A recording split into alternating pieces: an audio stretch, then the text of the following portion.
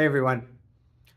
So with all the anti-Israel press that's going on and all the Jew hatred going on and all the events that we're reading about, on a political level, this phrase shows up, this question of does Israel have a right to exist? Does Israel have a right to exist? And even the politicians who are supportive of Israel and the friends of Israel, they'll come out and they'll declare, yes, Israel has a right to exist. Thank you very much. That's so big of you. Because the absurdity here is that question is not raised when it comes to probably any other nation on the globe. No one questions does the United States, Canada, Britain, India, Jordan, do they have a right to exist? But when it comes to Israel, somehow that becomes the question. So let's make no mistake, we're clear about this. This is just the latest and greatest form of anti-Semitism.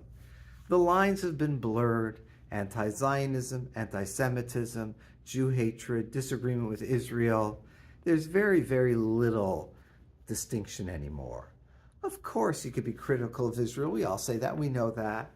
But what's gone on, what's taken over the world in terms of this anti-Zionism is just the latest incarnation of anti-Semitism. Dennis Prager and Joseph Telushkin, a number of years ago, probably the best book on anti-Semitism, Why the Jews? The Reason for Anti-Semitism.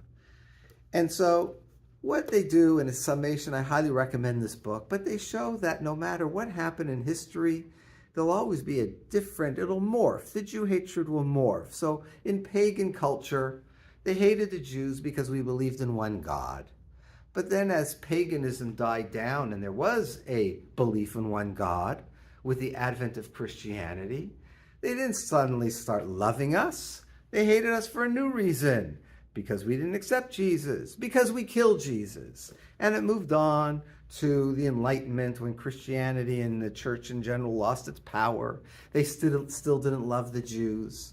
And then, even if Jews became Christians and religion was no longer so powerful, the Nazis came up with a new form of Jew hatred, and it was racial.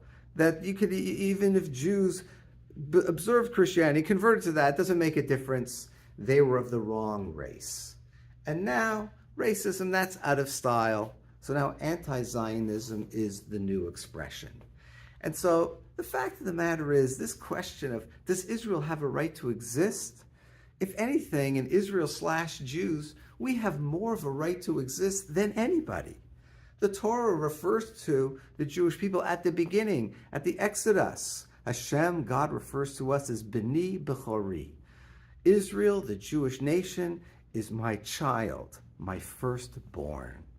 And when you look at what we've contributed to the world, how we've given them the concept of love your neighbor as yourself, the golden rule that Jesus took is from Hillel. Whatever is distasteful to you, don't do to other people. They turned it around. He turned it around to the positive. Do unto others as you would have them do unto you.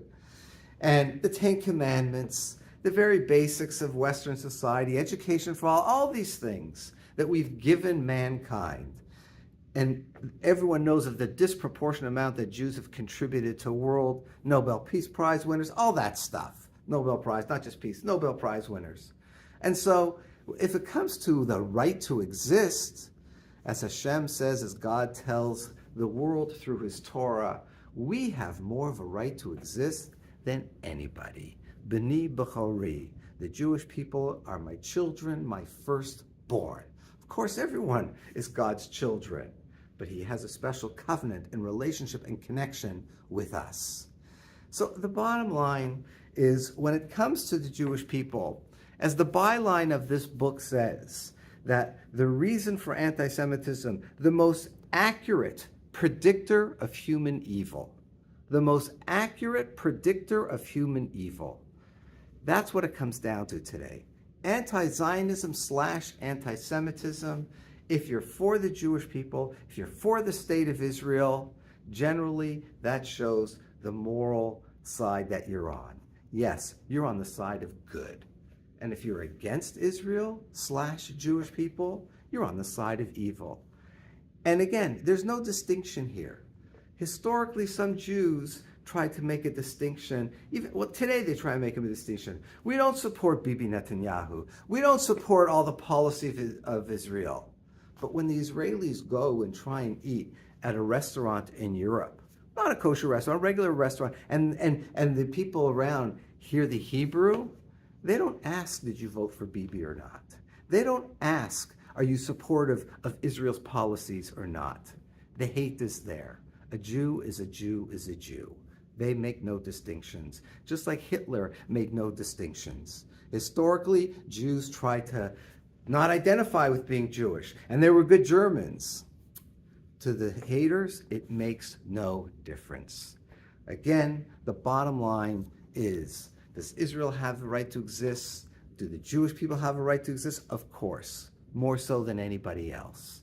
And as Prager puts in Prager and Telushkin, the most accurate predictor of human evil is the treatment of the Jews and Israel in our day and age.